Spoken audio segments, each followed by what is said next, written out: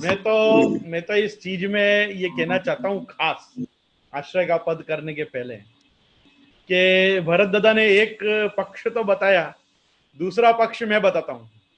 मेरी बातें कभी कभी क्या होती है, लोगों को कटु लगती हैं, पर मेरा तो काम ही है औषधि देना, और मैं हर बार कोई मीठी औषधि किसी को नहीं दे सकता।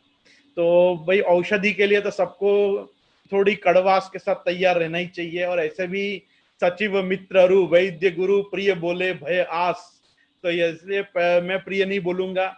मैं बोलूंगा कि ठाकुर जियों को अनाथालय में, अनाथालय मतलब ग्वाल मंडली जैसी व्यवस्था में पधराने से जो तुम डर रहे हो, ये डराने की भरत दादा कह रहे हैं ना, उसके लिए पाठशाला मत भेजो, खुद वृद्धाश्रम न जाओ ना, इसलिए ये सब लोगों को पाठशाला भेजो।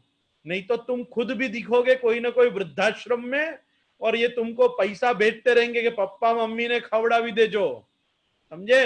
क्योंकि एक तो हमारा पूरा समाज ही अधिकांश गुजराती, और गुजराती मानस सबसे ज्यादा भयभीत रहता है अपनी संतति से। छोकरा बड़ा हुआ कुछ भी सुना जाता है, छोकरी कुछ भी बड़ी हुई कुछ भी सुना जाती है। सबसे ज्यादा भीरू माता पिता यदि किसी कम्युनिटी में है, तो मैं खुल के बोलता हूं गुजराती कम्युनिटी में, क्योंकि मेरा दिन रात का उनके साथ माथापच्ची होती है, मैं पूरे दिन उन्हीं के बीच में रहता हूं। गुजराती वैष्णव समाज से ज्यादा अपने बच्चों से डरने वाला कोई समाज नहीं है। और ये बहुत समाज की एक विकृति है, जिसको मैं यहाँ पे इस अंतरजालीय जूम के माध्यम से बोलना चाहता हूं। आप अपने बच्चे को नहीं बोल सकते हो हट, ऐसा नहीं बोल सकते हो आप, मालूम है? हमारे पिताजी आज भी हमको बोल देते हैं भगवान, कोई जरूरत नहीं कुछ बोलने की, सफाई भी मत दो, अभी डांट खाओ। हम डांट खाते हैं, हम अपनी एज नहीं देखते, हम पापा की एज नहीं देखते कि क्या एज पे वो चिल्ला रहे, उनको डॉक्टर ने मना किया होगा अब इतना मत चिल्लाओ। और ना हमको डॉक्टर ने मना किया है कि तुम इतनी डांट मत खाओ, तो हम खाते। अरे डांट खाना जो लोग भूल चुके हैं, आज हमारा वो समाज है, माता पिता कुछ बोल जाए इतना बड़ा मुंह हो जाता है।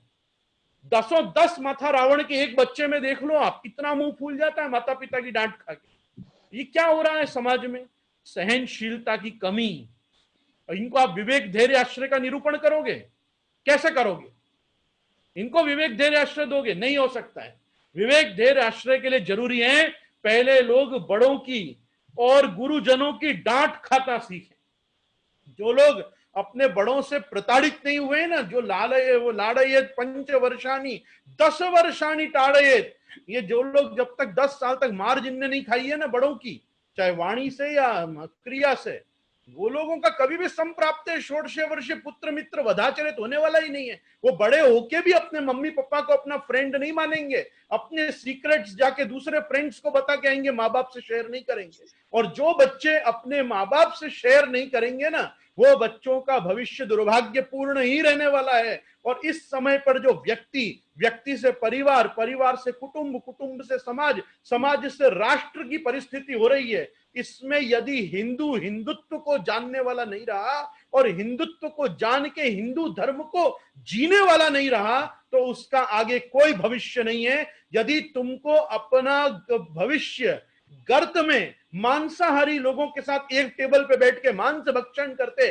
और मदिरा पीते नहीं करना है ना, तो उनको पाठशाला के सुसंस्कार का कवच पहराना बहुत जरूरी है। अपने आगे के बच्चों को पाठशाला भेजकर, पुष्टि मार्गीय पाठशालाओं में, गुरु घर में, गुरु के सन्निधान में, गुरु के चरण स्पर्श करके और गुरु की चरण रज लेके, गुरु उपदेश धारण करके अपने जीवन को सुगठित, संगठित, व्यवस्थित, सुशिक्षित, शालीन और सुसंस्कारित बनाना जरूरी है। यदि इन लोगों ने ये संस्कार छोड़ दिए ना, तो अभी जो पीढ़ी मेरी और आपके जैसी पीढ़ी है भरत दादा, अपन सब वृद्धाश्रम में दिखेंगे। इनके आने वाली पत्नियां और इनके खुद के संस्कार अपन सबको बोलेंगे पप्पा जय श्री कृष्ण, मम्मी जय श्री कृष्ण, और वो जय श्री कृष्ण फॉरएवर होगा, पर डे नहीं होगा। तो मेरे कहने का तात्पर्य सिर्फ इतना ही है कि केवल ठाकुर जियों की चिंता मत करो कि वो ग्वाल मंडली में, वो कृष्ण मंडली है भी नहीं, वो ग्वाल मंडली है। यदि मेरे घर पधारेंगे तो वो मेरे मूल रूप श्री कृष्ण में पधार जाएंगे, और वहां वो ग्वाल बाल रूप में ही विराजेंगे। वो तो वहां भी ज्यादा आनंद लेंगे, क्योंकि रही वो मोहि वल्लभ के घर भावे, उनको वल्लभ के घर रहना पसंद है। वो वापिस भी आ गए तो अपने लिए तो श्री रूप ही है, निधि रूप ही है। लेकिन इनके यहां से चले गए ना, तो इनके पास संपदा रह जाएगी और श्री चली जाएगी। संपदा रह जाएगी, श्री चली जाएगी। ये वैष्णवों को खुद के अध्यात्म का, अपने अधिदैव का और अपने भविष्य का रक्षण करना है। इसलिए पुष्टि मार्गीय संस्कार, पुष्टि मार्गीय ग्रंथ, पुष्टि मार्गीय पाठ, पुष्टि मार्गीय जपादि, पुष्टि मार्गीय आचार विचार, इससे संस्कार देने पड़ेंगे। नहीं तो आज जो कोरोना व्याप्त हुआ है ना, वो कोरोना इनके मस्तिष्क में सर्वदा के लिए व्याप्त हो जाएगा। फिर सिखाते रहना हाथ धोना और सैनिटाइज करना क्या होता है, ये नहीं आएगा। आज भी वैष्णवों के बच्चे पाठशाला में जब पहले आते हैं, मुंह में उंगली, नाक में उंगली, कान में उंगली, कहाँ उंगली करते रहते हैं बैठे बैठे। क्यों?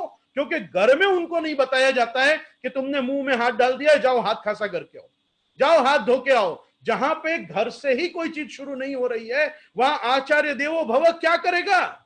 अरे मातृदेवो भव, पितृदेवो भव से ही हमारी संस्कृति शुरू हो रही है। सत्यम वद धर्मं चर से हमारी संस्कृति शुरू हो रही है।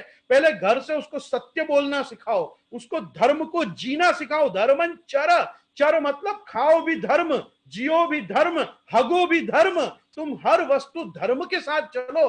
धर्म, अर्थ, काम और मोक्ष का सेवन धर्मानुसार करो। ये जो संस्कृति बता रही है, उसको यदि जाना नहीं, पढ़ा नहीं, समझा नहीं, जिया नहीं, तो इन सबों का खुद का भविष्य अंधकार में है।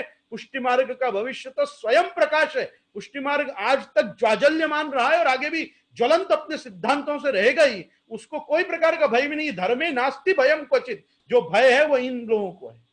इनको भयभीत होना चाहिए अपने भविष्य से। इनको अपने बच्चों से डरना बंद करना चाहिए। माँ बाप की तरह बोलना शुरू करना चाहिए।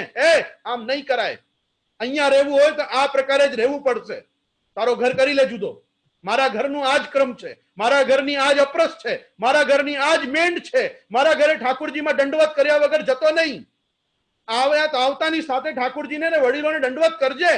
ये सब नहीं बोले जाएगा ना, सांझ को दिया बत्ती पे भगवत स्मरण नहीं सिखाया जाएगा ना, तो ये सब बर्बाद.com है। मैं तो स्पष्ट बोलता हूं। क्या होगा? 4 जन गुस्सा होकर नहीं आएंगे मेरे यहां, और क्या होगा? नए 4 जन आएंगे जिनको अपने भविष्य की चिंता होगी। मैं सबके भविष्य का वास्तव में चिंतन कर रहा हूं और मैं आपसे ही सीखा हूं। मेरे पितृचरण, आप लोग सब हमारे प्रेरणा स्रोत हो। मैं उस प्रेरणा के आधार पर ही बस इतना बोल रहा हूं। और मैं सच में जब आश्रय का पद करता हूं तो मेरा मन में ऐसा होता है, हे आचार्य चरण, आप इन सबको अपने आश्रय का दान कर दो ताकि इनकी बुद्धि निर्मल और स्वस्थ हो जाए और ये ठाकुर जी को पहचाने कि सबका केंद्रीभूत आत्मा इन परमात्मा इनके घर में और इनके साथ विराजमान है। बस प्रभु इन सबका कल्याण करें, इनको जीवन में अपार सुख दें। इनने अपने को क्या दिया क्या नहीं दिया अपने को नहीं देखना। अपन ब्राह्मण है, अपने हाथ दोनों ऐसे आशीर्वाद के लिए सर्वदा होने चाहिए और हृदय से हमेशा इनके कल्याण की कामना ही निकलनी चाहिए। तो सर्वेत्र सुखिनः सन्तु, सर्वे सन्तु निरामया, सर्वे भद्राणि पश्यन्तु, मा कश्चित् दुःख भाग् भवेत्। और भद्रं कर्णेभिः शृणुयाम देवाः, भद्रं पश्येमाक्षरभिर्यजत्राः, स्थिरैरङ्गैः सुष्ठुवागुंसस्तनुभिः व्यशेम देवहितं यदायुः। ओम शांति शांति शांति। आओ आश्रय का पद करें। दृढ़